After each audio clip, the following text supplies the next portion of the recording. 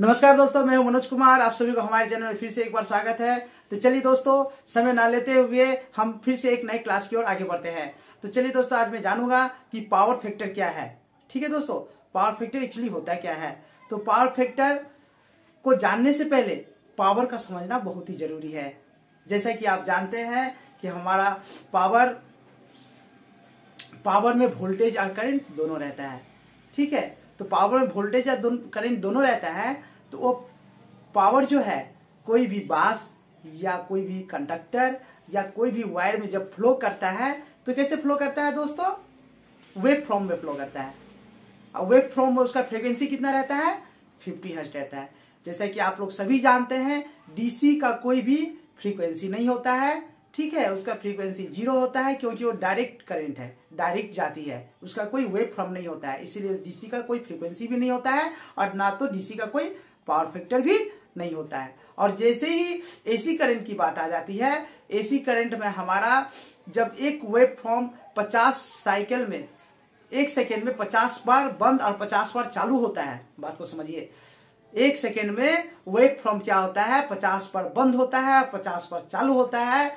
1 second में 50 cycle complete करता है वेव फॉर्म। ठीक है, तो उसी को हम लोग क्या बोलते हैं? फ्रीक्वेंसी बोलते हैं। ठीक है, तो उस वेव फॉर्म में एसी करंट जिस वेव फॉर्म में चलती है, वो इस वेव फॉर्म में करंट और वोल्टेज दोनों एक साथ फ्लो करती है। वही और उसी करंट और वोल्टेज में जब डिफरेंसेस आ जाता है ना, करंट और वोल्टेज में जब डिफरेंसेस आ जाता है दोस्तों, तो वहीं पर पावर फैक्टर का जन्म होता है, उत्पत्ति होता है। बात समझे? जब कोई वेव फॉर्म में वोल्टेज या करंट के बीच में डिफरेंसेस आना, करंट पीछे रह गया, वोल्टेज आगे चला गया, वोल्टेज पीछे रह गया, करंट आगे चला गया, यही है पावर फैक्टर। दोनों एक साथ नहीं है। ठीक है, तो पावर फैक्टर को जानने से पहले मैं पावर फैक्टर का डिफिनेशन आपको एक लाइन में बता दूं। द्वारा किसी लोडिंग द्वारा लिए गए रियल पावर, किसी लोडिंग द्वारा लिए गए रियल पावर और एपरेंटेड पावर का रेशियो ही पावर फैक्टर है। दूसरे तरीका में समझाओ, जब वोल्टेज और करंट के बीच में डिफरेंसेस हो जाता है। ठीक है, जब वोल्टेज और करंट, एक लाइन में आप बता सकते हैं, सिंपल सी बता सकते हैं कि कोई पूछते यदि पावर फैक्टर क्या है, वोल्टेज और करंट में डिफरेंसेस आना ही तो पावर फैक्टर है। ओके, और तीसरे शब्द में बताऊं, वोल्टेज और करंट के बीच में कोसाइन एंगल का क्रिएट होना, कोसाइन एंगल का क्रिएट होना ही पावर फैक्टर है। ठीक है, तो इसको विस्तार से समझने के लिए हम आपको सबसे पहले पावर के बारे में समझाएंगे कि हमारा पावर कितने टाइप का होता है, लोडिंग कितने टाइप का होता है, ठीक है, और कितने टाइप का पावर फैक्टर होता है। ओके दोस्तों, तो पावर को समझने के लिए हम सबसे पहले टाइप ऑफ पावर के बारे में जानेंगे। टाइप ऑफ पावर, एक पावर होता है रियल पावर, और एक्टिव पावर।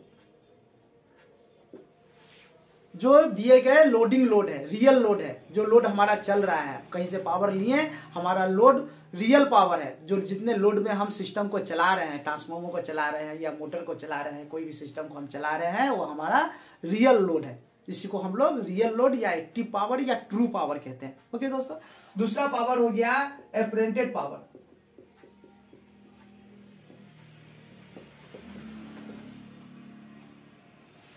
एपरेंटेड पावर का मीन्स हुआ, एपरेंटेड पावर मान के चलिए जहां से हम पावर खरीद रहे हैं, जो पावर हमको जनरेट करके पावर हमको सप्लाई दे रही है, हमको पावर प्रोवाइड कर रही है। ठीक है, हमको पावर दे रही है, जहां से हम पावर खरीद रहे हैं, वो हो गया एपरेंटेड पावर। सपोज मैंने पावर 10 MVA या 15 MVA पावर में लिया, उस पावर को मैं लोडिंग में डाला। कहां डाला? रियल पावर में डाला, लोडिंग में डाला। जो मैं यूज कर रहा हूं, कंजप्शन कर रहा हूं, हमारा रियल पावर है। और जो मैं पावर खरीदा, जहां से पावर आ रही है, वो हमारा एपरेंटेड पावर है। ठीक है दोस्तों, एपरेंटेड पावर को हम केवीए में बुलाते हैं, केवीए में कहते हैं। और जो रियल पावर है उसको क्या कहते हैं? किलोवाट। रियल पावर जो चल रही है, लोडिंग पावर, जो रियल पावर है, ट्रू पावर है, उसको क्या कहते हैं? किलोवाट। और जो पावर हमको मिल रहा है, जो पावर हमको प्रोवाइड कर रही है, दे रही है, वो है केवीए। क्या हो गया? एपरेंटेड पावर। ठीक है दोस्तों, तीसरा पावर क्या हो गया? Reactive power.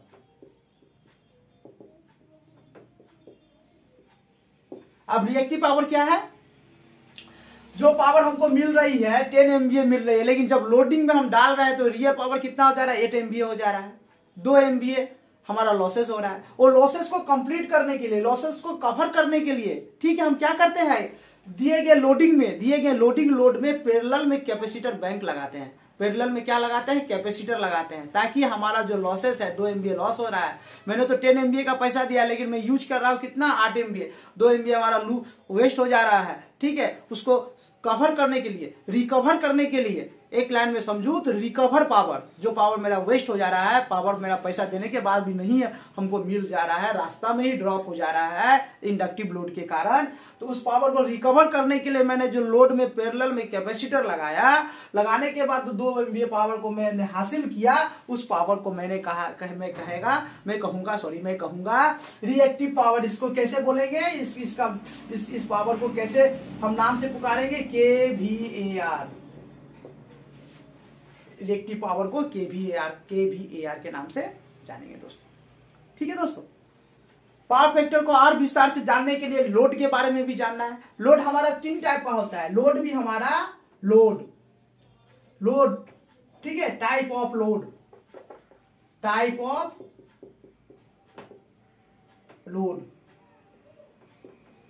हमारा कितना टाइप का होता है? 3 टाइप का लोड होता है। पहला लोड होता है रेजिस्टिव लोड,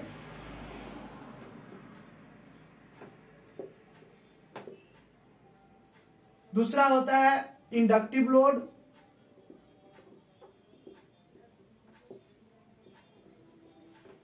तीसरा होता है कैपेसिटेंस लोड।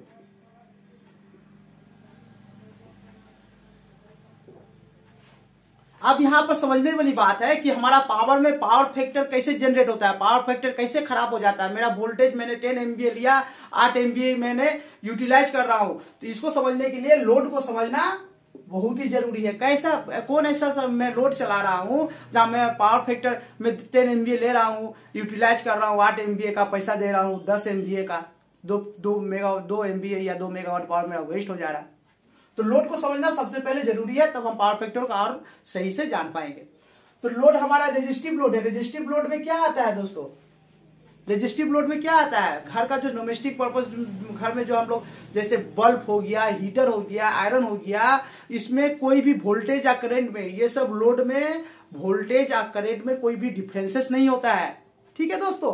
वोल्टेज या करंट में देखिए मैंने एक डायग्राम बना के रखा हूं, जो मेरा साइन वेव, जो वेव फ्रॉम में वोल्टेज या करंट जा रहा है, जहां यहां से स्टार्ट हो रहा है, कोई भी पाथ या वायर में या कंडक्टर में मैंने वोल्टेज या करंट को जैसे ही फ्लो किया, तो ये क्या हो रहा है? करंट और वोल्टेज दोनों एक साथ जाके कंप्लीट हो रहा है। वोल्टेज या करंट दोनों एक साथ जाके कंप्लीट हो रहा है। इस लोड को मैं रेजिस्टिव लोड कहूंगा। रेजिस्टिव लोड में क्या आता है? बल्ब आता है, हीटर आता है, आयरन आता है, घर में जो छोटा छोटा सामान है, ठीक है, वो सब आता है। इसका वोल्टेज या करंट में कोई डिफरेंसेस नहीं है, इसलिए पावर फैक्टर को क्या कहेंगे? पावर फैक्टर भी 3 टाइप का होता है। यूनिटी पावर फैक्टर,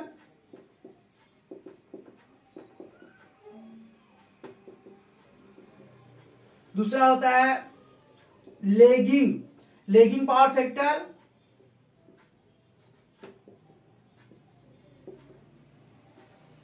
तीसरा होता है लीडिंग पावर फैक्टर,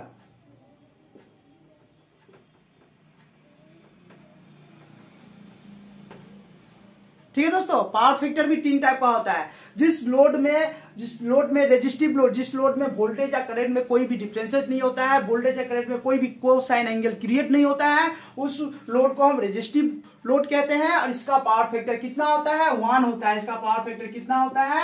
इसका पावर फैक्टर 1 होता है, ठीक है दोस्तों। इस पावर फैक्टर में इस लोड में करंट और वोल्टेज में कोई भी डिफरेंसेस नहीं होता है, इसलिए इसका पावर फैक्टर 1 होता है, ठीक है। तो इसमें हमारा क्या भी कोई भी लॉसेस नहीं होता है, ठीक है। पावर जितना हम ले रहे हैं उतना यूटिलाइज कर रहे हैं, ठीक है दोस्तों। आप कहेंगे कि पावर फैक्टर का जन्म कैसे होता है, पावर फैक्टर का उत्पत्ति कैसा होता है, ठीक है। पावर फैक्टर हम लोग क्यों बोलते हैं? फैक्टर, पावर में फैक्ट करना, पावर को अवरोध करना, पावर को तोड़ देना, अलग कर देना ही पावर फैक्टर है, ठीक है ना। पावर को तोड़ देना, पावर को अलग कर देना। जो वेव फ्रॉम में मेरा वोल्टेज या करंट एक साथ चल रहा था, उसको क्या कर दिए हम? अलग अलग कर दिए, आगे कर दिए, पीछे कर दिए, ठीक है ना दोस्तों, इसीलिए पावर फैक्टर का जन्म हुआ, वहां पर ही पावर में फैक्ट होना स्टार्ट हो गया। ठीक है दोस्तों, तो पावर में फैक्ट कब स्टार्ट होता है? जब हम इंडक्टिव लोड देते हैं। ठीक है ना दोस्तों, जब हम इंडक्टिव लोड देते हैं, इंडक्टिव लोड आप कहेंगे कैसा लोड जो है इंडक्टिव लोड है? जो कॉइल रहता है, जो कॉइल से बना हुआ लोड रहता है, जैसे मोटर हो गया, ट्रांसफार्मर हो गया, ये सारा लोड हो गया, इंडक्टिव लोड हो गया। इसी इंडक्टिव लोड में क्या होता है? वोल्टेज या करंट में डिफरेंसेस हो जाता है। ये सब सारे लोड में वोल्टेज या करंट में डिफरेंसेस हो जाता है, अंतर हो जाता है, तभी पावर फैक्टर हमारा पावर में फैक्ट मैंने कर दिया। कैसे कर दिया? जब इंडक्टिव लोड मैंने डाला तो वोल्टेज आगे चला गया, करंट पीछे रह गया, दोनों में डिफरेंसेस हो गया। यही तो पावर फैक्टर है ना, यही है पावर फैक्टर। वोल्टेज करंट में डिफरेंसेस हो गया, अलग अलग हो गया, दोनों छूट गया, बिछड़ गया, वो आगे चला गया पीछे। इस कंडीशन में मान के चलिए इंडक्टिव लोड में जब मैंने डाला, वोल्टेज मेरा देखिए ये कोसाइन जो वेव फॉर्म चल रहा है, देखिए ध्यान से देखिए दोस्तों, ये वोल्टेज मेरा आगे जा रहा है, वोल्टेज यहां से स्टार्ट हो गया, आगे जा रहा है। ठीक है, करंट बाद में स्टार्ट हुआ, करंट में कितना गैप हो गया? इतना गैप हो गया ना करंट में, देखिए दोस्तों, इतना गैप हो गया ना, ये कोसाइन एंगल क्रिएट हुआ, वोल्टेज या करंट के बीच में कोसाइन एंगल का क्रिएट हुआ। ये वोल्टेज के करंट के बीच में कोसाइन एंगल क्रिएट हुआ। क्या हो गया? वोल्टेज आगे चला गया, करंट बाद में जा रहा है। करंट कितना डिफरेंस में जा रहा है, देखिए कितना डिफरेंस में जा रहा है, बाद में पीछे रह गया, करंट पीछे रह गया, बाद में जाके कंप्लीट साइकिल अपना कंप्लीट कर रहा है। इस टाइप के वोल्टेज या करंट में डिफरेंसेस आना, जहां पर हमारा करंट पीछे रह जाएगा, वोल्टेज आगे चला जाएगा, ये पावर फैक्टर बहुत ही खराब पावर फैक्टर माना जाता है। इस पावर फैक्टर को हम क्या कहते हैं? Lagging power factor. मेरा पावर फैक्टर लैग कर रहा है। ठीक है, जहां पावर फैक्टर लैग करेगा तो हमारा क्या होगा दोस्तों? करंट बाद में जा रहा है, वोल्टेज आगे जा रहा है, इक्विपमेंट्स तो हीट होगा ही, खराब तो होगा ही, पावर बहुत ही लॉसेस होगा। यहां पर पावर फैक्टर 0.7, ज्यादा से ज्यादा 0.8 जाएगा, लॉसेस होगा। ठीक है दोस्तों, इस लॉसेस को कवर करने के लिए हम लोग क्या करते हैं? जो हमारा एप्रेंटेड पावर है, ये हमारा अभी एप्रेंटेड पावर है, जो पावर फैक्टर लेगिंग कर रहा है, जो पावर फैक्टर लेगिंग कर रहा है वो हमारा अभी रियल पावर है। ठीक है दोस्तों, जो पावर फैक्टर लेगिंग कर रहा है रियल पावर है। मैंने अप्रेंटेड पावर कितना लिया हूं? सपोज मैंने अप्रेंटेड पावर लिया हूं 10 MVA, चल रहा है कितना यहां पर? 8 MVA में चल रहा है। 2 MVA पावर लॉसेस हो गया, क्योंकि पावर फैक्टर ड्रॉप हो गया, लेगिंग कर रहा है, पावर फैक्टर ड्रॉप हो गया, वेस्ट हो रहा है मेरा पावर। ठीक है दोस्तों, तो उस लोड को कवर करने के लिए क्या करना पड़ता है? इंडक्टिव लोड में जो जैसे ही पावर फैक्टर ड्रॉप हो जाता है तो मेरा पावर वेस्ट हो रहा है, तो उसको कवर करने के लिए क्या करना पड़ता है? कैपेसिटेंस लोड लगाना पड़ता है। और कैपेसिटेंस लोड किसके साथ लगाना पड़ेगा? जो लोडिंग लोड है, जो रियल लोड है। ठीक है, जो इंडक्टिव लोड मैंने लोड डाला हूं, जो चल रहा है, ट्रू लोड है, उसके साथ पैरेलल में कनेक्शन करना पड़ेगा। कैसे करना पड़ेगा? पैरेलल में कनेक्शन करके कैपेसिटर लगाना पड़ेगा। और कैपेसिटर जैसे मैं लगा दूंगा तो मेरा क्या हो जाएगा? Capacitance load. क्या हो जाएगा? Capacitance load. मेरा क्या होगा? लीडिंग का पावर फैक्टर लीड करने लगेगा। इसी को हम क्या कहते हैं? लीडिंग पावर फैक्टर कहते हैं। वहां पर एक चीज और ध्यान देना पड़ता है। सपोज मान के चलिए मेरा लोड 10 किलोवाट है, जो एग्जाम्पल में बता रहा हूं, हमारा लोड सपोज 10 किलोवाट है। मैंने 10 किलोवाट के हिसाब से यदि कैपेसिटर नहीं लगाया, ज्यादा लगा दिया, तो क्या करेगा? पावर फैक्टर माइनस में जाएगा। पावर फैक्टर -0.9, -0.8 ऐसे जाएगा। वो भी खराब है, वो भी चीज खराब है, उसको भी ध्यान में रखना पड़ता है कि मेरा power factor unity power factor हो, 1 पावर फैक्टर हो, पॉजिटिव में रहे, माइनस में ना जाए। ठीक है, तो उस टाइम क्या करना पड़ता है? दिए गए लोड, जो लोड में हम पैरेलल में कैपेसिटर लगाया, वो कैपेसिटर उसी परिमाण से, उसी वैल्यू के हिसाब, उसी रेशियो से ही कैपेसिटर इतना ही लगाएं ताकि मेरा पावर फैक्टर 0.9 से 1 यूनिटी पावर फैक्टर में आके मेंटेन करे। ठीक है दोस्तों, तो मैंने यहां पर क्या समझा? सबसे पहले तो मैं पावर फैक्टर के बारे में समझ गया। मैं आशा करता हूं इतना कुछ बताने के बाद पावर फैक्टर क्या है आपको समझने में कोई भी परेशानी नहीं रही होगी। तो मैंने क्या समझा? एक लाइन में सिंपल सी भाषा में बता दूं कि वोल्टेज या करंट में कोसाइन एंगल का क्रिएट होना ही पावर फैक्टर है। दूसरे भाषा में यदि समझा, वोल्टेज या करंट के बीच में अंतर होना ही पावर फैक्टर है। और तीसरे भाषा में यदि मैं समझाऊं, रियल लोड और एपरेंटेड लोड का जो रेशियो है, रियल लोड और एपरेंटेड लोड का जो रेशियो है वही पावर फैक्टर है। पावर फैक्टर का फॉर्मूला क्या होता है दोस्तों? PF equal to kilowatt by KVA. ठीक है दोस्तों, ये हो गया रियल पावर, ये हो गया एपरेंटेड पावर, दोनों का जो रेशियो है वही पावर फैक्टर है। सपोज मेरा लोड चल रहा है 9 किलोवाट और मेरा पावर है 10 केवीए, इसका पावर फैक्टर कितना आ जाएगा? 0.9 पावर फैक्टर हो जाएगा। ठीक है ना दोस्तों, तभी मेरा 1.1 में यहां पर कम आ रहा है ना, उसको कवर करने के लिए मैंने क्या किया? कैपेसिटेंस लोड लगाया। कैपेसिटेंस लोड जैसे लगा दिया तो वो पावर क्या बन गया? रिएक्टिव पावर हो गया। जैसे ही loading real power true power के साथ मैंने कैपेसिटेंस लोड डाल दिया, वो पावर क्या हो गया?